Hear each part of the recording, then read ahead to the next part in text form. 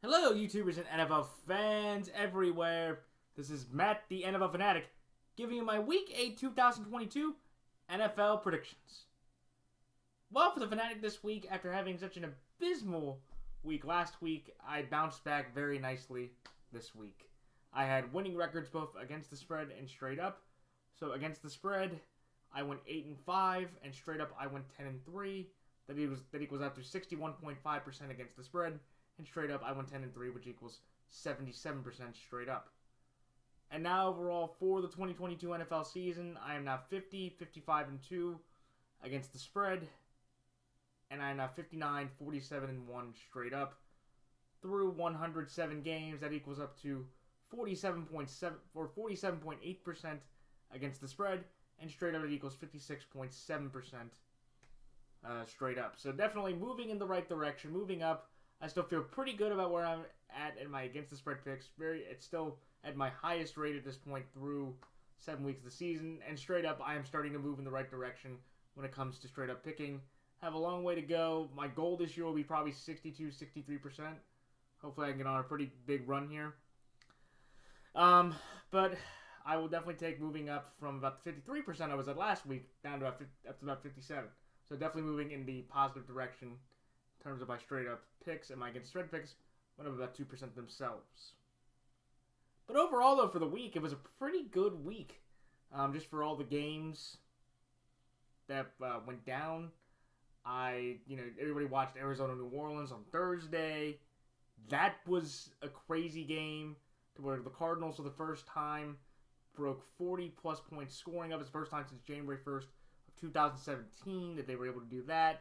DeAndre Hopkins came into the game with 10 receptions for 101 yards and was about half the offense for the Cardinals. I thought Greg Dortch caught a nice touchdown, and the Cardinals had back-to-back pick sixes due to 2 Andy Dalton interceptions. He threw 3 in the game, but that was a crazy game. Let's get up to the New York Football Giants, everybody. Still rolling forward, still rolling, 6-1. First time since 2008 that the New York Giants are 6-1 as a franchise, and only the 4th time in franchise history that they are 6-1 as a franchise. They beat up on the William Trevor Lawrence generational talent or generational fraud of a talent in Trevor Lawrence, who still only has 5 career wins, where Zach Wilson has 7. So just gonna put that out there, everybody. Zach Wilson, I think he's better than Trevor Lawrence. But and look, I understand that in that game. Travis Etienne, who had 114 yards rushing, did a pretty good job. And I know he had the big drop on the 4th down, and he had the fumble in the end zone, and that Julian Love picked up in the end zone. I get all that, but Trevor Lawrence had a rough day. And just for a fun fact, ladies and gentlemen, is Trevor Lawrence, and I'm saying this a little facetiously, I understand, is Trevor Lawrence a better runner than a thrower? Because he has 3 rushing touchdowns over the last 3 games. He only has 1 passing touchdown, so just kind of putting that out there. But I don't know, just a little. But yeah, the Giants, man, keep winning these consistent type of games. Daniel Jones has the most 4th quarter comebacks in the NFL. He also was the first Giants quarterback to have 200 passing yards and 100 rushing yards.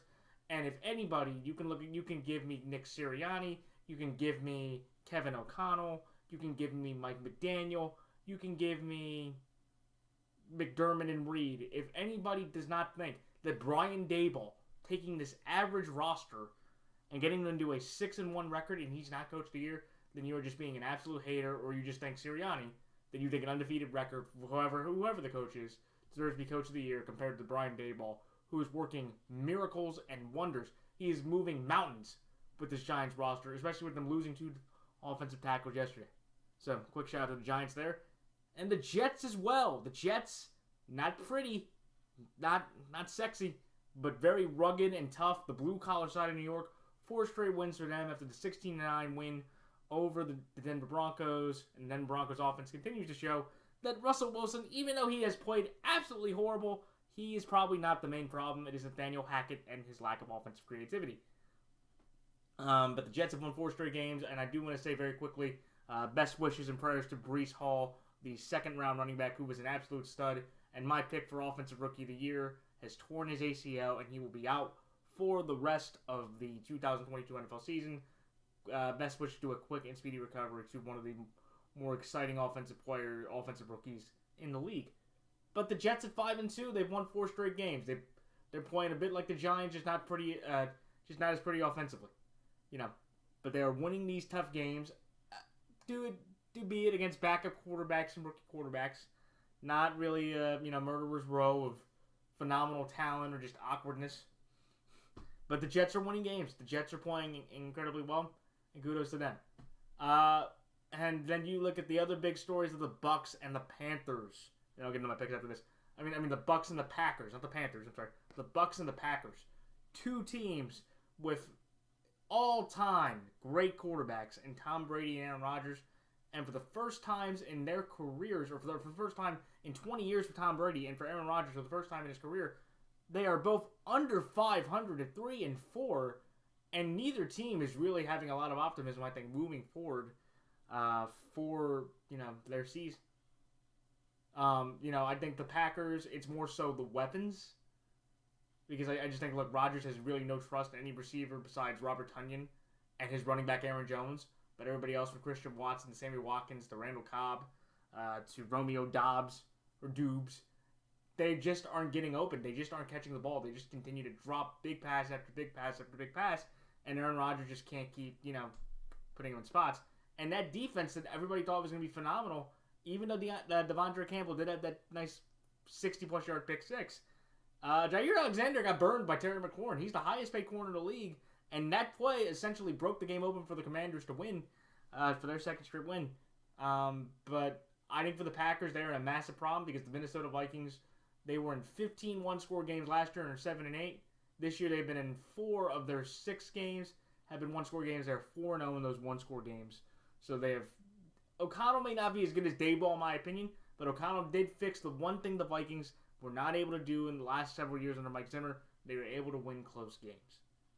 And then the Bucks, it's very much the thing of where they have the talent, but it's just injuries. Tom Brady doesn't look as engaged. Their offensive line has gone to crap. And they got worked by the Carolina Panthers. And that defense is not very good now at all. The Carolina Panthers, without Christian McCaffrey, let Chuba Hubbard and Deontay Foreman run for 172 yards on P.J. Walker, who, by the way, is 3-1 as a starter. He's 3-1 as a starter. He outplayed Tom Brady. He threw for another 200-plus yards. He has 2 TDs, no interceptions. And honestly, if P.J. Walker continues to play okay, I think he will get the job for the rest of the year. And I think Baker and Sam, just due to injuries, are not going to be able to see the field. I do think Baker will become the backup, but I just think for the Bucks, this is the only positive thing they have going for them. Is that they are in the NFC South, and but due to proxy and wins and results, they are still leading the NFC South with the head-to-head tiebreaker over the Falcons. So, that was crazy there. But let me get into my picks. So, but before that though, just like I do every week during this part of the season, it is a 15-game week this week for everybody. So there's only 2 byes this week. The Kansas City Chiefs and the Los Angeles Chargers are on bye this week. So you have Patrick Mahomes, Juju, Marquez Valdez-Scantling, Travis Kelce, Harrison Butker, the Chiefs defense. If you have any of those players, Clyde Edwards-Helaire, Justin Herbert, Keenan Allen, Austin Eckler, Gerald Everett, the Chargers defense, Dustin Hopkins, or Vitrio, they're the backup kicker. If you have any of those players on your fantasy teams, bench them because they will not be playing this week due to them having their bye week. It's time for my picks. So this Thursday, and probably the most intriguing and entertaining Thursday night game that Amazon's been able to put on all year besides week 2, when the 4-3 Baltimore Ravens travel to Tampa Bay to take on the 3-4 Tampa Bay Buccaneers, the Baltimore Ravens are 1-point favorites in this game, giving the Baltimore Ravens here -1, and Baltimore Ravens straight up. Then the next game, and the third game of the International Series, when the 2-5 Denver Broncos travel to London at Wembley Stadium to take on the Jacksonville Jaguars. The Jacksonville Jaguars are 4-point favorites in this game. Give me the Jacksonville Jaguars here to win straight up, but give me the Denver Broncos +4. Then the next game, when the 2-5 Carolina Panthers travel to Atlanta to take on the 3-4 Atlanta Falcons. The Atlanta Falcons are 6.5-point favorites in this game. Give me Atlanta here -6.5, and give me Atlanta straight up. Then the next game, when the 2-5 or 3-4 Chicago Bears travel to Dallas to take on the 5-2 Dallas Cowboys. The Dallas Cowboys are 10-point favorites in this game. Give me Dallas here, -10, and give me Dallas straight up. Then the next game, when the 4-3 Miami Dolphins travel to Detroit to take on the 1-5 Detroit Lions. The Miami Dolphins are 3-point favorites in this game. Give me Miami here, -3, and give me Miami straight up. Then the next game, when the 3-4 Arizona Cardinals travel to Minnesota to take on the 5-1 Minnesota Vikings. The Minnesota Vikings are 4-point favorites in this game. Give me Minnesota here, -4, and give me Minnesota straight up. Then the next game, when the 2-4 Las Vegas Raiders travel to New Orleans to take on the 2-5 New Orleans Saints. The Las Vegas Raiders are 2-point favorites in this game. Give me the Las Vegas Raiders here, -2, and the Las Vegas Raiders straight up. Then the next game, when the 4-3 or 3-4 New England Patriots travel to New York to take on the 5-2 New York Jets. The New England Patriots are 1-point favorites in this game, as I've seen when I wrote down the odds. So I'm going to take New England here, -1, and New England straight up. Then the next game, when the 2-5 Pittsburgh Steelers travel to Philadelphia to take on the 6-0 Philadelphia Eagles. The Philadelphia Eagles are 10.5-point favorites in this game.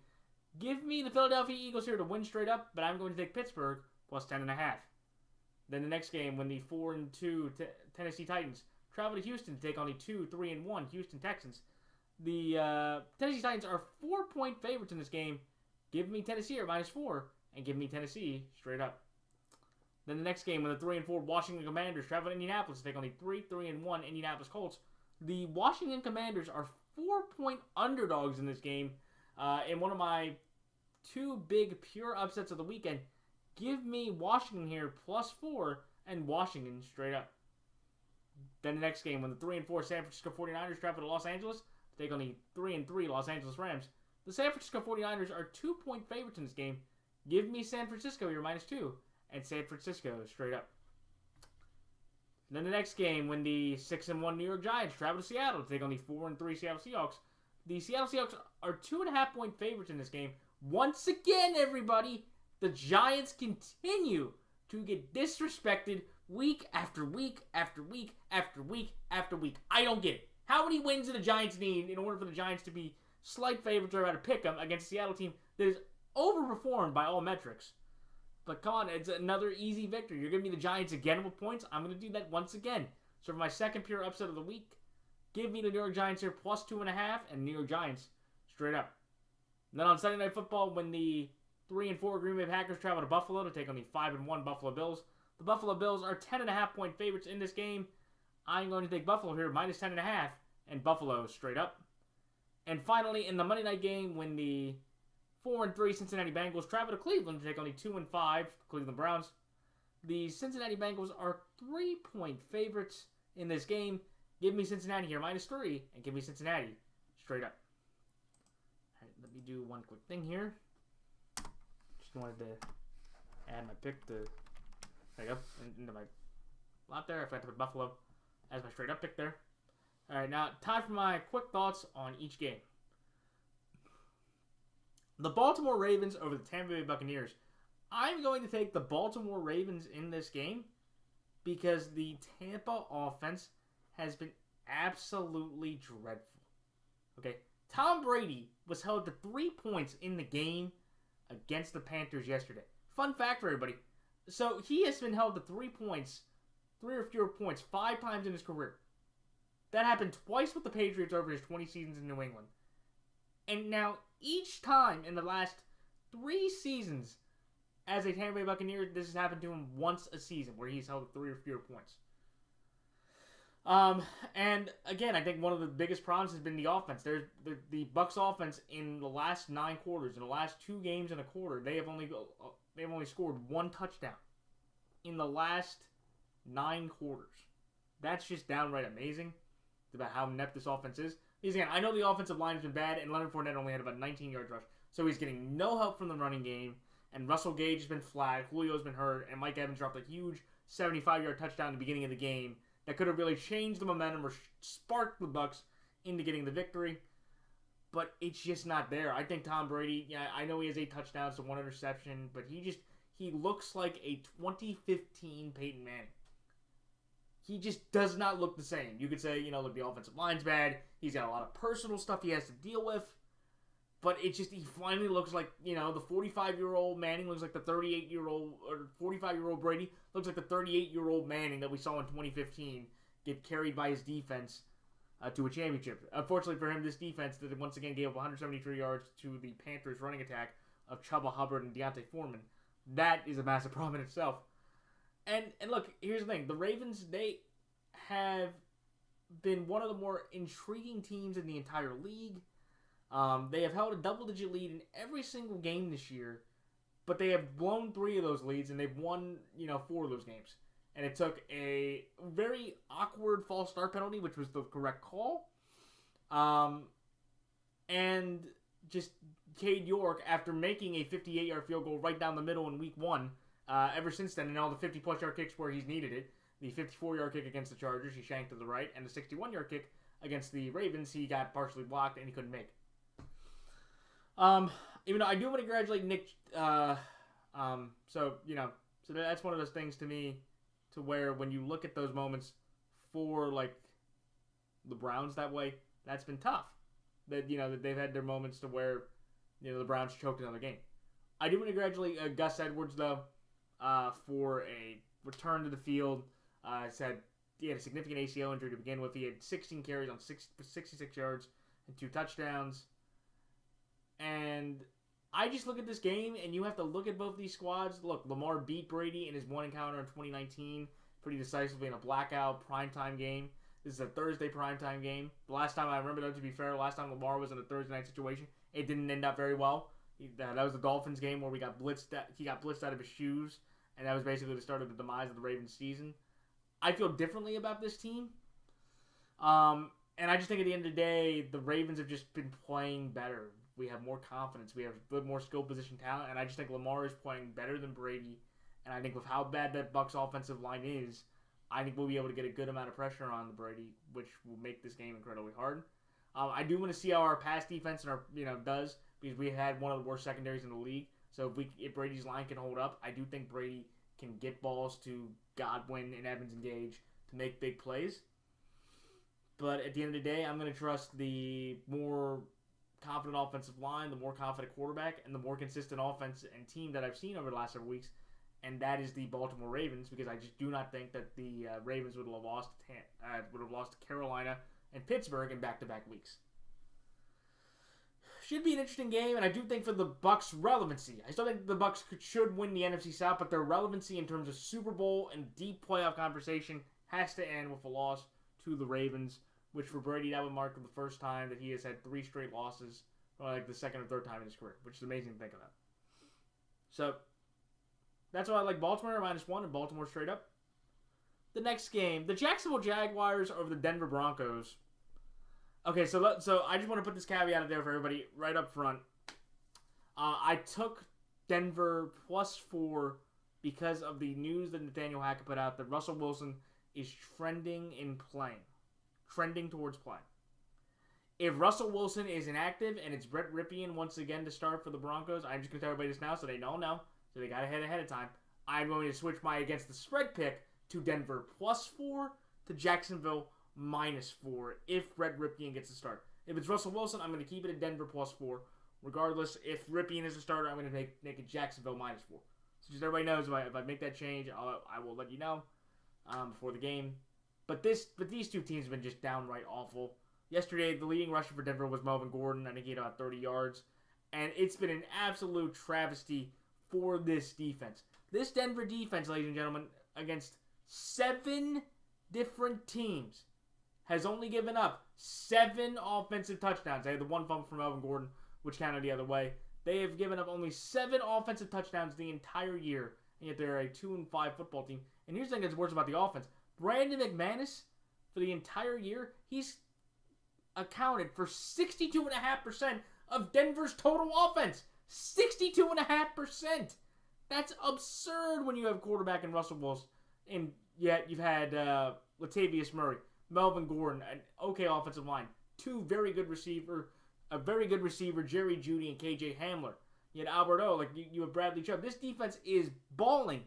it ranks third in points, second in total yards allowed, and yet they are 2-5 with Brendan McManus accounting for 62.5% of the points. And look, and they're playing a Jags team that, first of all, is familiar in the London setting. They have been going to London every year since 2013, and they will at least be going to London for at least 2 more games at Wembley Stadium due to the new agreement the Jags reached earlier this year.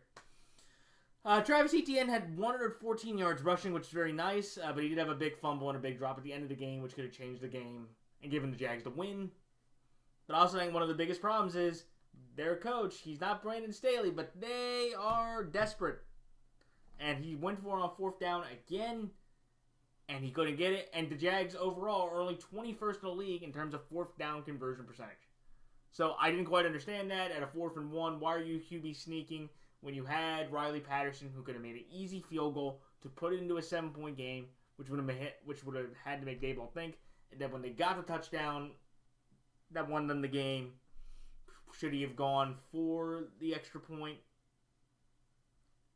Or that touchdown would have made it a tie game instead of, having the Giants able to get 6 from the Jags missed before. And once again, I just want to put that out there. Trevor Lawrence, is he any good? Because he just seems to keep failing and coming up short week after week after week after week.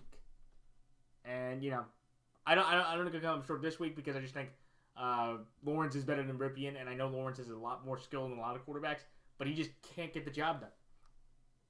And I don't think he nearly gets as much scrutiny as he should, just because everybody just wants to blame Urban Meyer for the most part. And Urban Meyer deserves the majority of blame, but Trevor deserves more blame than he's getting. But in this game, just because of the Daniel Hackett and the quarterback uncertainty, along with kind of the awkward defense, I'm going to take Jacksonville off of that. And Jacksonville in London over the last 5 years, they have won 3 of their last 5 games in London in this international series. I just think this game, it will come down to better coaching, which is Doug, and I think better quarterback play, which is Trevor Lawrence, regardless of Russell Wilson or Brett Ripien starting. And I think the Jags win this game just based off those couple things alone. Should be an interesting game because I feel like for both teams, they're basically playing for their seasons. I feel like, Denver's pretty much on the outs already. Jacksonville's hanging on by an absolute thread based on the fact they haven't played Tennessee yet, but they've already lost. They've already played their Indy games already.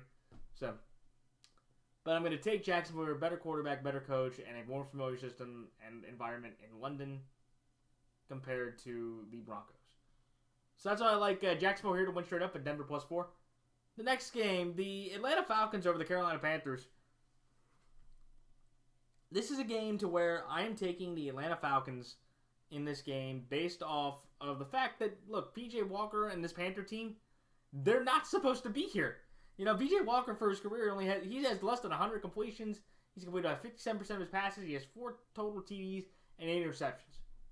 That's not great. DJ Moore did have a nice touchdown for 79 yards. Brian Burns made a lot of big defensive plays, though I'm stunned that he wasn't traded for the 2 first-round picks. Apparently a team offered them to get Brian Burns. And Atlanta's defense is coming off their worst outing of the year. They have 537 total yards offense to the Bengals. And Jamar Chase and Tyler Boyd had 285 total yards and 3 touchdowns as a unit combined. But when I just look at the Falcons, when I look at the Panthers have been competitive under Walker, and they've had some flashes, but this Falcons team I think they should be getting healthier. Mariota's been playing at a higher level, and I just trust Mariota's and Smith's coaching abilities over Arthur Smith. I'm sorry. I trust Mariota and Arthur Smith's coaching abilities over Steve Wilkes and P.J. Walker's. Though P.J. Walker does beat the Falcons, if he does beat the Falcons, I do think he should be the quarterback going forward. And the Panthers also need to reward P.J. Walker with a contract extension due to his consistent play and just kind of been riding justly or unjustly so for the last few years. So that's why I like Atlanta here -6.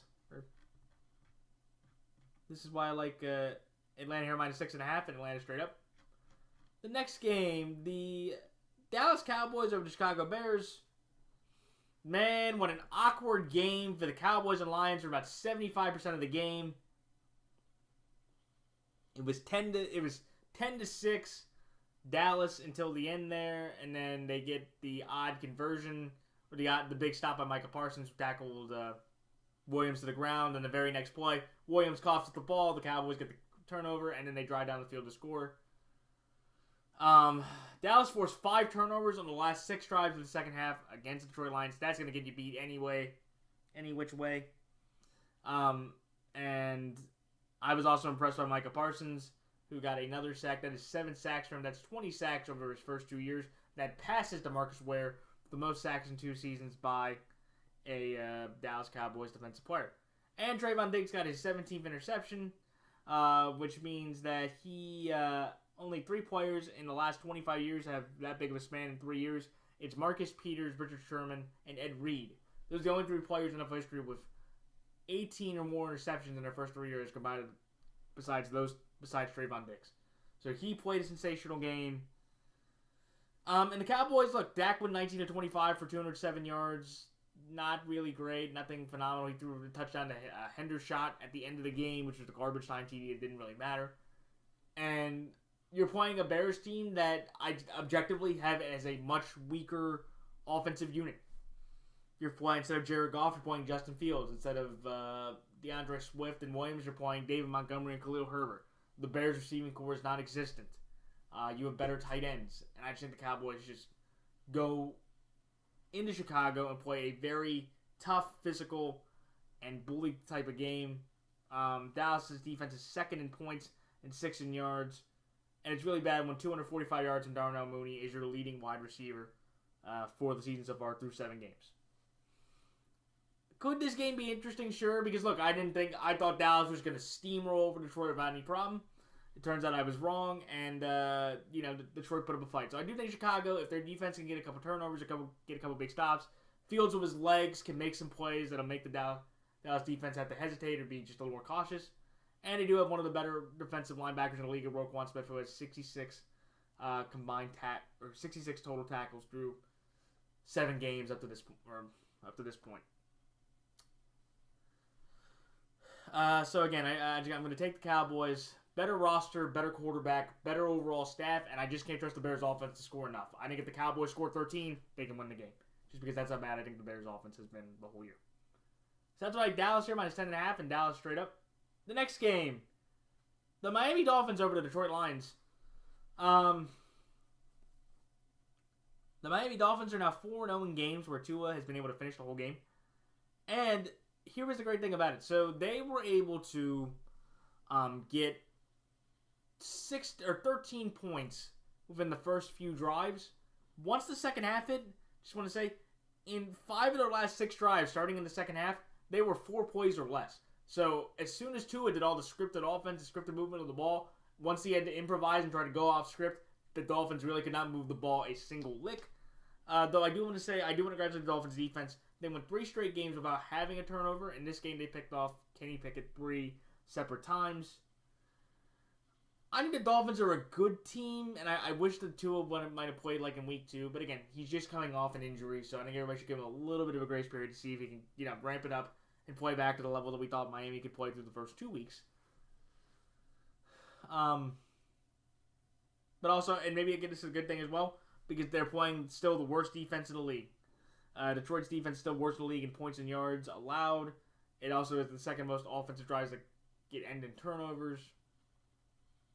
And in this game, if you're going to give me Dan Campbell or Mike McDaniel, as much as I like Dan Campbell, the human being, he's just not a very good coach, and I got to go with Mike McDaniel in the coaching matchup. And I think Miami just runs up and down the field, and with Hill and Waddle both fully held, I think it just run free through the Lions secondary, and the Lions end up losing another hard, tough game. So that's like Miami here -3 and Miami straight up. The next game, the Minnesota Vikings over the Arizona Cardinals. This is one to where I'm going to go with Minnesota because of this key thing. Minnesota last year played 15 one-score games. 15 one-score games, ladies and gentlemen. They were 7-8 in those games, with the score being within 1 score. This year, okay, like I said, Kevin O'Connell to me is the second candidate for Coach of the Year. I think he has a lot more talent compared to Brian Daboll. But the one thing that Kevin O'Connell has been able to do with the Vikings is that they've been able to win one score and close games. They're now 4-0 this year in these one-score games. I think in a way this is a great redemption game for the Vikings as well. Last year, I believe they played the Cardinals in Week 2, and it basically took a Joseph missed field goal to lose 31-30 instead of winning 33-31. A lot of those Vikings that were on their roster probably did not forget that game, and they were probably excited to host the Cardinals in the town, who, had some nice bit of a spark, but offensively. But I also thought that, look, the Saints spotted them 14 extra points. And in this kind of game, when you have Minnesota and Arizona, I'm going to trust the better coaching staff, the better offensive line, and just the better overall feel. That's Kirk Cousins over Kyler Murray in this type of game. Should be an interesting game, and I do think with Arizona, with their entire offensive weapon complement back, hopefully along with James Conner, I do think they have an offense that does scare people. But at the end of the day, this is Kirk Cousins at home at a 1 o'clock spot. Kyler Murray coming in from from Phoenix, a little bit behind, and I trust the Vikings to win this game in a good fashion, but at least by one score. I was given 4, so I'll take that. So that's why I like Minnesota here, -4, and Minnesota straight up. The next game, the Las Vegas Raiders over the New Orleans Saints. Josh Jacobs ran for 143 yards against the Texans, and he had 3 rushing touchdowns in the second half. Josh Jacobs joins Marcus Allen as the only Raiders running back with 3 rushing touchdowns in the second half of any game. Also, I'm going to congratulate Daniel Carlson for still being perfect at home for all his field goals. And you had Diablo make 11 tackles and another big interception or defensive touchdown, which sealed the game for the Raiders, 38-20 over the Texans. In this type of game where both defenses aren't that great, the running games are being pretty solid. You have receiving cores that have been banged up, but I do think the Raiders have a better receiving core. When it comes down to these type of games, you should go with the quarterback. And that's what I'm going to go here because honestly, with how the Saints have been talking, with how Dennis Allen has been talking, I honestly don't know who's going to quarterback. I honestly don't know who. It could be Jameis, who has been out the last 2 weeks due to a legitimate back injury, but also just for him being inept. Andy Dalton, he does have 4 interceptions, but he threw 3 in one game. He does have 7 TDs to 4 interceptions. And he's been able to move the ball. And I would argue, look, Taysom Hill, he has 6 total touchdowns. The next closest person that is behind him is Michael Thomas, who's missed 4 games already this year. So I would say to Dennis Allen, why not put Taysom Hill back there? He played quarterback before. He has a winning record. Why not? You're only 1 game back in the NFC South with how bad that division is. Why not just put Taysom Hill out there and see what happens? I know he has that incentive in his contract that if he plays more quarterback time, that contract increases in value by a good amount by the game, by the snap, and by the victory. But I think for Dennis Allen, who may want to try to win or just also hopefully helps prove my point right about being the Saints being the second best team, hopefully they, can be a little more effective with Taysom Hill. But I do not think it's going to happen. I do think Jameis will start, and if you're going to tell me Jameis or Carr in this type of game, I'll take Derek Carr with the talent, with the more consistency, and hopefully they get Darren Waller back, because Darren Waller, after signing a $51 million contract extension for 3 years, has really not done anything since he has signed that contract due to injury. So that's why I like the Las Vegas here -2 and Las Vegas straight up. The next game, the New England Patriots over the New York Jets. This is a game to where I am taking the New England Patriots to win based off the fact of the Jets' injuries.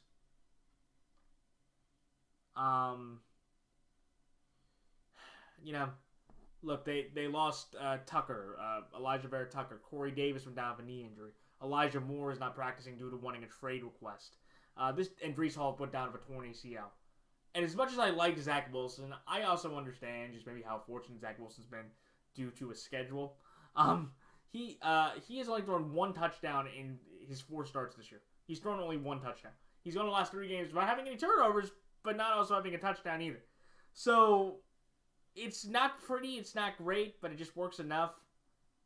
But also I just feel like in this game, I gotta go with Belichick. Look, the Jets have lost 12 consecutive games They have now gone 6 whole years, 6 full seasons without being able to beat the New England Patriots either home or on the road. Belichick all time in his career now is 33-10 against the Jets. And also, I just think in a way, the Patriots know what's at stake for Bill if he wins the next 2 weeks. He will become the second all-time by far winningest coach in NFL history with the win tonight against the Bears. And then he gets to play the Jets to continue to firmly position himself as the second all-time winner in NFL history. Do I think the Jets have a chance? Yes, because I do think the Jets, with Sauce Gardner, with Johnson, John Franklin Myers, they still have enough talent to be competitive in this game. But I think with the injuries to Hall, Carter getting most of the carries, we don't know about Corey Davis, and Elijah Moore's going to have to step up into a bigger spot now if he can play, or if he wants to play. I just don't see this Jets team as great and as gritty and as tough as they are. I just don't see them winning this game against a more healthy, more complete, and more confident Patriots squad. Even though I do have a big question to make tonight, I do want to see how Mac Jones plays, because if Mac Jones does not play well, I definitely expect more people to buy into Bailey Zappi moving forward. So that's why I'm going with the Patriots. Just the history of it and the Jets' injuries. I just don't know if they're going to be able to get healthy by this game. And if they don't have 2 of their offensive linemen, no Elijah Moore, no Breece Hall, this Jets team is going to lose once again in a tough fashion. So that's why I like New England here -1 and New England straight up. The next game, the Philadelphia Eagles over the Pittsburgh Steelers. I'm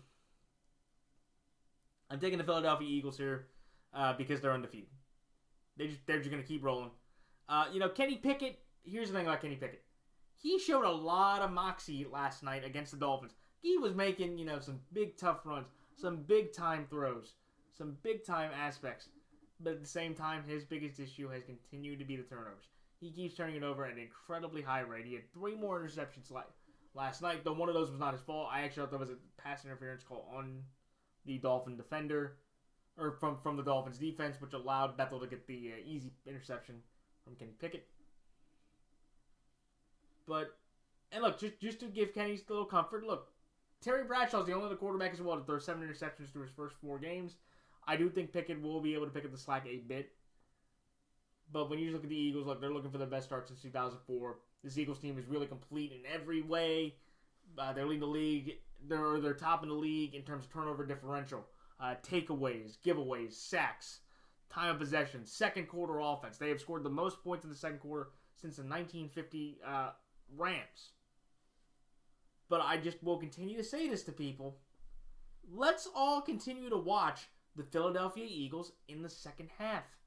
They have only scored 35 points in 6 games this year in 6 second halves. That's about a little under 6 points a game in the second half. I know they haven't had to need it. And you look at the Eagles' schedule, they're really probably not going to need it with how easy their next 4 games are before they get maybe to an actual opponent. But still, I think that's going to be a key factor. But they're playing a Pittsburgh team that, look, Pickett's already had a lot of turnovers. He's playing 2 phenomenal corners that should be able to shut down his game. The Eagles' offensive line should be able to neutralize Steelers' pass rush a bit more. And I would say, instead of seeing the last couple games where they won 20-18 and lost 16-10, I think this Eagles game is going to lean more towards the 38-3 performance that Buffalo put on them. But the only reason why I'm taking the Steelers on the spread is due to that lack of offense for Philadelphia. If Philadelphia's offense could have generated any spark in the second half, I would take Philadelphia -10.5 in a heartbeat. I just don't know, how many points can the Eagles score in that first half to matter.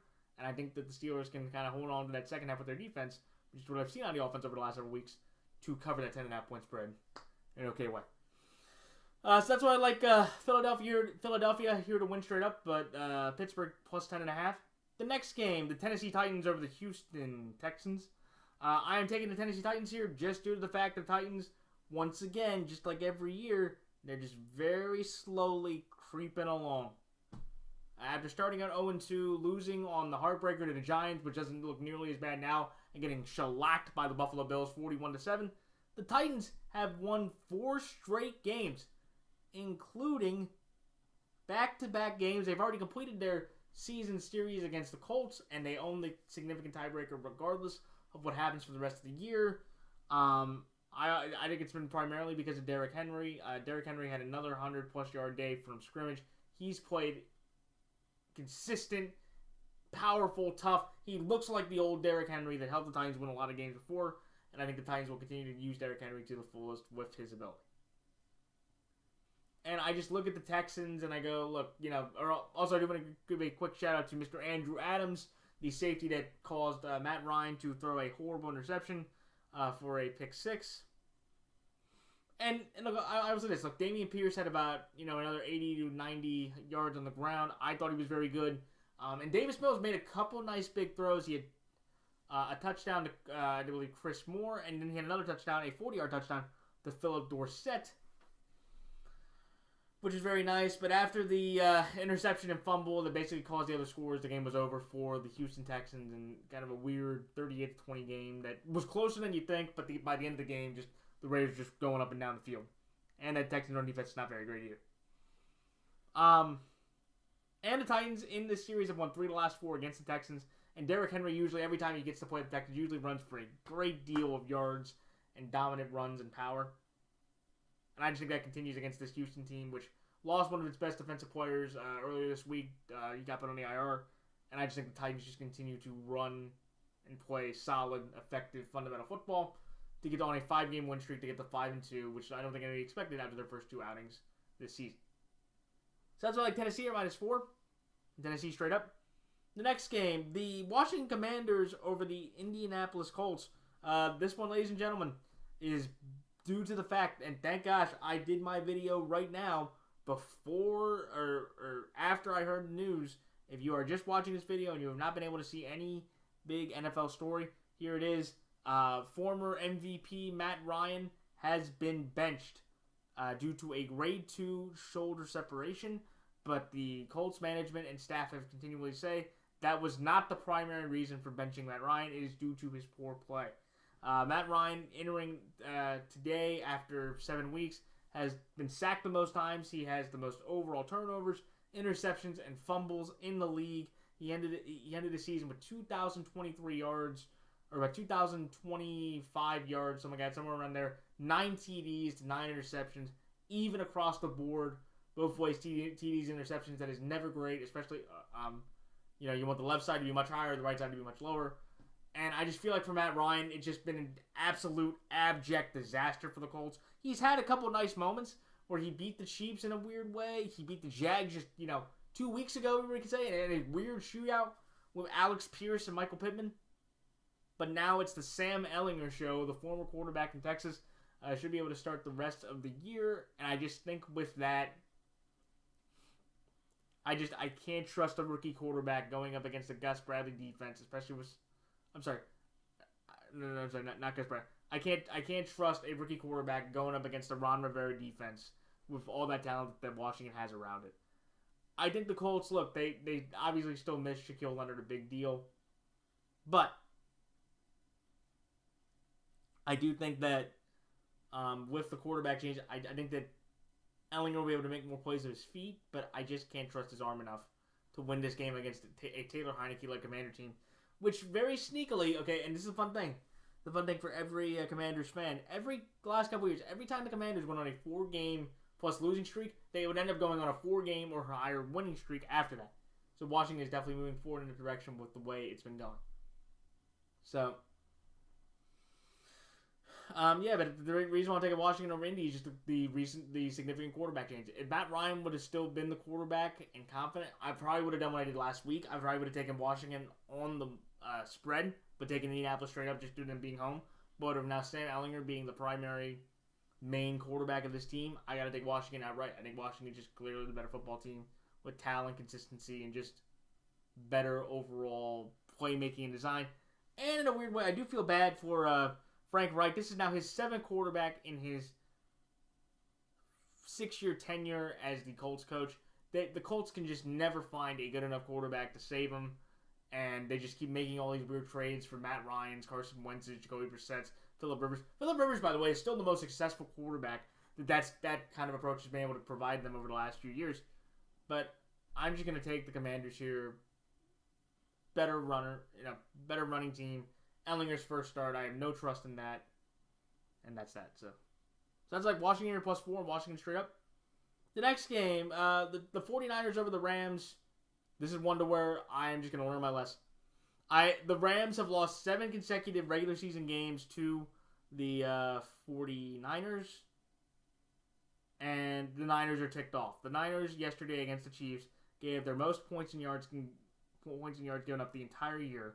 Jimmy Garoppolo had given up his second safety of the year when Frank Clark sacked him from behind and stripped him of the ball, or sacked him in the end zone. He didn't fall on it. And I'm going to congratulate Christian McCaffrey for a decent game. It was very bizarre, and I know I haven't been on here since the Niners traded former Carolina Panthers running back Christian McCaffrey for a second, third, fourth, and fifth round pick in the 2024 NFL Draft. He ended up with 10 touches for 62 scrimmage yards, which for a 2-day perspective is not bad. But I just want to say this. I'd give the trade a B- for the Carolina Panthers and a C+ for the San Francisco 49ers. I'm not trying to be biased here, but I think the problem for me with Christian McCaffrey is, can he stay healthy? He's had injury problems the last couple years. And just the San Francisco running back, Raheem's, Jeff Wilson's, Jerick McKinnon's, the Elijah Mitchell's, the Davis Price's, all those running backs, Telvin Coleman, all those running backs for the Niners just seem to consistently get hurt with Shanahan. And I'm not trying to wish it on McCaffrey. I'm not trying to bash Kyle Shanahan. And you all know me. I love bashing Kyle Shanahan because I've always thought he's been overrated. But that's not me doing it this time. I don't know if it's going to work. It worked out okay yesterday. He looked good. He made some nice plays. But that was more the defense just giving up points. Let's see what happens over the next few weeks. But the Niners can definitely go on a big winning stretch run here.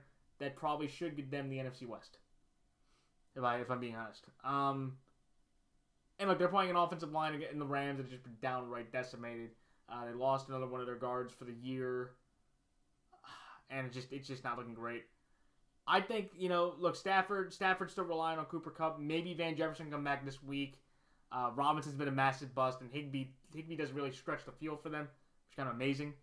But I do want to give Jalen Ramsey credit. He does have a sack. He's had two sacks in the last 2 games, so at least he's doing that for the He's doing that for the Rams now, and that's kind of a nice surprise.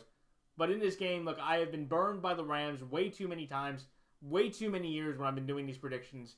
And just watching these two teams, at this point, the Niners are just clearly better. And it's not like I say, well, the Rams, they don't have any injury, or the Niners, they don't have an injury this time. Because remember, a few weeks ago, I took the Rams to win this game based on Trent Williams being out. Trent Williams was out there yesterday, and he was fine. And I have to look at the Rams and go, they're just not better. They're not at this point. I'd be a little surprised if the Rams won, just because of how this series has gone lately. But I think the Niners just clearly more dominant, more consistent, and they're going to get their momentum starting to go forward with this part of the schedule coming up for them. So that's why I like San Francisco here -2 and San Francisco straight up. The next game, the New York Giants over the Seattle Seahawks. This is one to me to where I'm going with the Giants based on the momentum. Okay? Look, I'm going to congratulate the Seahawks. What a shocker. I think they are one of the 3 or 4 biggest shocks of the season. If you would tell anybody that through 7 weeks of this season, that the Seattle Seahawks, who dominated the NFC West for years under Carroll, under Russell, are doing it now with Geno Smith, who has 17 touchdowns, I believe, the 3 interceptions, the 3rd best overall QB rating in the league. And I do want to say this, though, I know for a lot of people they like doing bets. I would tell anybody out there, if you want to put a good bet on a pick for Offensive Rookie of the Year, I would tell people to put money on Kenneth Walker II right now. Because he was the second rookie running back in their franchise history since Kurt Warner to have 150 rushing yards and 2 rushing touchdowns. It is also the second longest fourth-quarter touchdown run in Seahawks franchise history, behind Marshawn Lynch's, 76-yard run against the Cardinals back in 2014. Beast Mode Part 3. And I look at this game, and look, the Giants a couple years ago went into Seattle with us, and they beat them with Joe Judge and Daniel Jones. So if Joe Judge and Daniel Jones, for whatever remains they had of that team, can go into Seattle and play that Seattle team, that I do think defensively they are a bit better, than I thought, and the offensive line is way better. So I definitely think that Giants defense, they are going to have to generate some pressure. And the Seattle defense, they got a break with a couple of Giant offensive linemen getting hurt. But in this game, I'm just going to go with the hotter team. And to me right now, it is the New York Giants. Could Seattle win this game? Yeah, absolutely. I think, look, Gino's been outplaying Daniel Jones. I think Kenneth Walker can match Barkley. And I think Seattle does have the better receiving options at weapons, even though DK Metcalf is week to week due to a patella tendon injury. Or a patella tendon. But at the end of the day, if it gets close, if it gets gritty, if it gets a one-score game, money on the line, I'm going to take Brian Daboll to outcoach Pete Carroll in this type of game to win. And I'm going to trust Wink Martindale to beat Cliff Hurt in a defensive match. Again, should be a great game. I think it should be a pick'em game because the Giants are two games better than the Seahawks. And how many games do the Giants have to win in order for them to get some darn respect in the league? But hey, I've taken the Giants the last few weeks on the spread. It's been working out, so just keep giving me the points. Easy picks for me. So that's like the New York Giants there, plus 2.5. The New York Giants straight up. And in the last two games, the Buffalo Bills over the Green Bay Packers. This is one to where the Packers have their worst record under Rodgers through 7 starts in his entire career, and they're averaging the least points per game with Aaron Rodgers at quarterback in his career. And here's a fun betting fact for everybody. First time in Aaron Rodgers' career, he is a double-digit underdog. First time. He's played, over 200 games. First time in his career. He is a double-digit underdog. They are 10.5-point dogs in this game. And I just think, look, there's not a lot to speak here. They're playing one of the best defenses in the league. They're playing the MVP, Josh Allen, who I forget exactly which quarterback or which team Drew Brees did this against, but Allen only became the second quarterback in NFL history over the last 3 games against the Chiefs to have 300-plus yards, 3-plus touchdowns, and over 100 QB rating in 3 consecutive games against one opponent. I know Drew Brees did this, and maybe we could tell me who Drew Brees did that against. That'd be great. I saw that stat on, I think, a sports debate show. I think it was First Things First. If somebody could tell me that number, that'd be great. But I just think, again, Buffalo has just clearly been more dominant. They're rested. And a fun fact here, Green Bay and Buffalo have played each other 13 times. In any of those meetings when the Bills were the home team, Green Bay has never beaten the Bills in franchise history. Okay? Franchise history. So this is not just, with Josh Allen or anyone. Any time that the Bills and Packers have played, when the Bills have been the home team, they have never beaten, or the Packers have never beaten Buffalo in Buffalo. So, again, I think for a lot of people, after seeing the Packers lose to Zach Wilson, or Daniel Jones, Zach Wilson, and Taylor Heineke in 3 consecutive weeks, playing Josh Allen and the Bills would be a layup. But watch how crazy this season has been. Watch the Packers get their crap together and somehow beat the Bills in an upset that nobody thought. I think this game is just going to be interesting, but I have the Bills winning this game based off the dominant defense, rested team, and I can't trust Rodgers in that offense. It's just not great. And I'm just going to use the stat. Green Bay, in their franchise history, has never gone to Buffalo and beaten the Bills in Buffalo. So, it's a big number, and I know it's shocking, but I'm going to take 10.5. I think the Bills, they have been able to knock out 3 of their opponents by a significant score, and I think the Packers are more leaning towards that compared to how they looked against the Dolphins. Dolphins, Ravens, Chiefs were the 3 games that they won by 1-score games, or Dolphins, Ravens, Chiefs are the games where they won 2 of them by 1 score and lost 1 by 1 score. And Titans, Rams, and Steelers were the 3 games to where they were just absolutely blowing them out. And if I had to put the Packers on that scale, I'd put the Packers more on that left side of the scale with the Titans, the Rams, and the Steelers compared to the right side of the scale with the Dolphins, the Bills, and the Ravens. So that's why I like Buffalo minus 10.5 and Buffalo straight up. And finally, the Cincinnati Bengals over the Cleveland Browns. This is one to where, look, Joe Burrow, he's been phenomenal over the last several weeks. He's the fastest QB to, I believe, reach 9,000 passing yards for a career already in about 33 career starts. Joe Burrow, ever since that first game where he had 5 turnovers against the Steelers, the last 5 games, 16 touchdowns to 2 total turnovers. In his last 5 games, he has been downright phenomenal.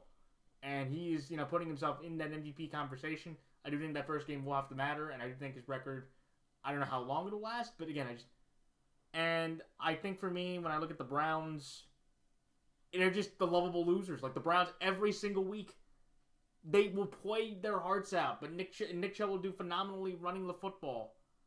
And Chubb is only the fifth player in NFL history with 8 or more rushing touchdowns in his first 5 seasons, joining LT, Falk, James, and all those other guys, or a few other guys that are Hall of Famers. But it just doesn't matter. And they might trade Kareem Hunt eventually.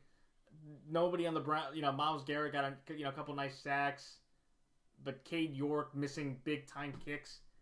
It's just one of those weird things that when you look at this game, like it used to be like this weird toilet bowl of Bengals Browns to where nobody was really excited for it, but you knew it was going to be a bad, entertaining game. Now it's like, oh God, here come the Bengals, just roaring in, if you will, pun intended. On a good roll with their offense. Chase and Boyd were phenomenal. They were the first, I think, pair of receivers to have 100-plus yards through a half since Moss and Welker did it in 2009 for the Patriots. And I just look at this game and you have to go, the Bengals are just clearly better. I do think the Browns pass rush can get to the Bengals offensive line, but if you're going to just tell me the Bengals weapons against the Browns defense or the Browns weapons against the Bengals defense, give me the Bengals matchup every day.